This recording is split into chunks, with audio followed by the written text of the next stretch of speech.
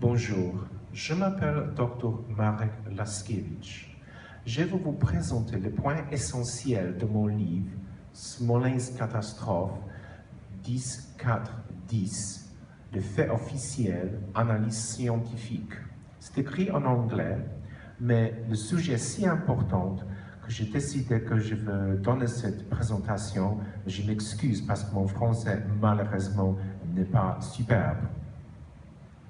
Ce qui s'est passé, c'est une catastrophe où le président Lech Kaczynski est mort avec 95 autres personnes. Ce qui s'est passé là est qu'il a voulu aller à une cérémonie parce qu'en 1940, les Russes ont tué plus que 20 000 intellectuels, officiers polonais. Ils ont essayé de contrôler la Pologne après cette, en effet, c'est une assassination. Ou plutôt masse meurtre. Voilà, il est allé là, mais le problème est qu'il y avait beaucoup de brume. À ce moment, tout ce que nous savons est qu'enfin l'avion est enterré, tous les personnes sont mortes parce que c'était une catastrophe. Les Russes, depuis le commencement jusqu'à décembre, quand ils ont publié le rapport, ont insisté, c'est un accident où le pilote, sous la pression du président qui a voulu aller à cette cérémonie, a décidé d'essayer d'atterrir l'avion, même qu'il y avait cette brume. Il a frappé un arbre,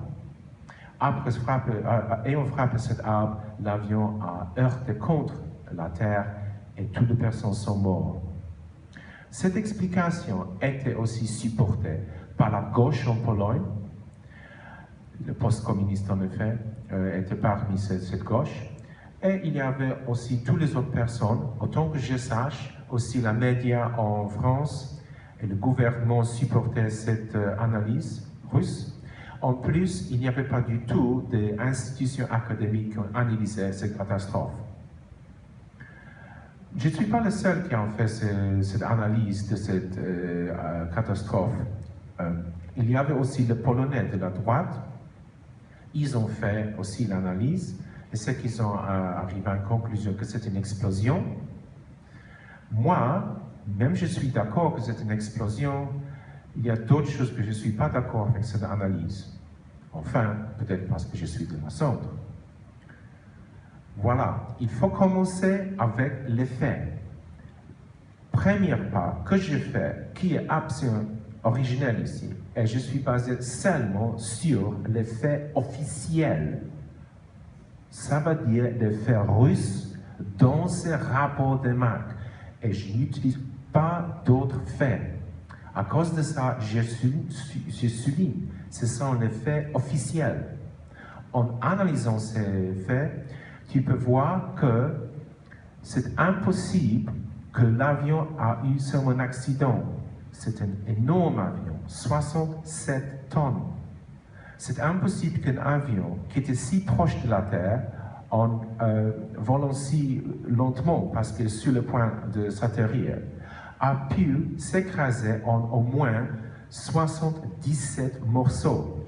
C'est le McReport a dit ça, qu'il y avait 70 morceaux. Il n'y avait pas d'accident de l'histoire qui est la même, où un avion était écrasé dans si beaucoup de morceaux et où toutes les personnes, je souligne le mot, toutes les personnes étaient tuées. Et pas seulement ça. Regarde bien. Selon ce rapport, l'avion en effet a glissé sur la terre un peu et n'a pas frappé rien. Alors, à cause de ça, c'est impossible que cet avion était simplement détruit à cause de contact avec la Terre, qui enfin était rien que la boue, selon le rapport de Mac, je souligne ce mot. Alors il n'y a qu'une explosion qui a pu faire ça, mais je souligne une autre fois, j'arrive à cette conclusion par une autre route que les personnes de la droite ont utilisée. En plus, il y avait beaucoup d'extraordinaires faits que personne n'a pas examiné.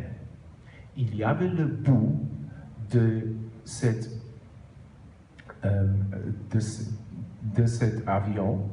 Et ce qui s'est passé, c'est frapper l'arbre mais se trouvait 111 mètres plus loin.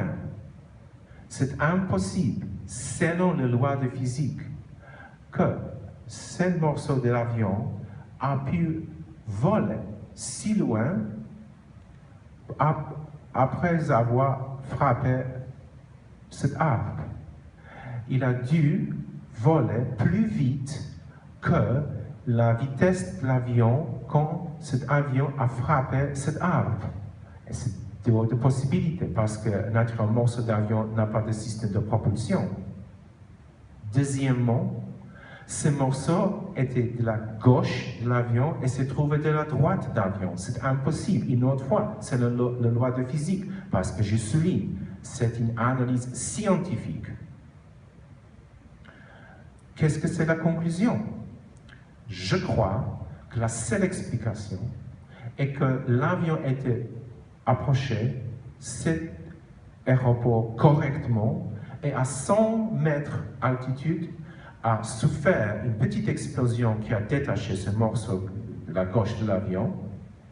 Après ça, l'avion a tourné à gauche et en frappant la terre, une bombe a explosé, tuant toutes les personnes qui étaient là.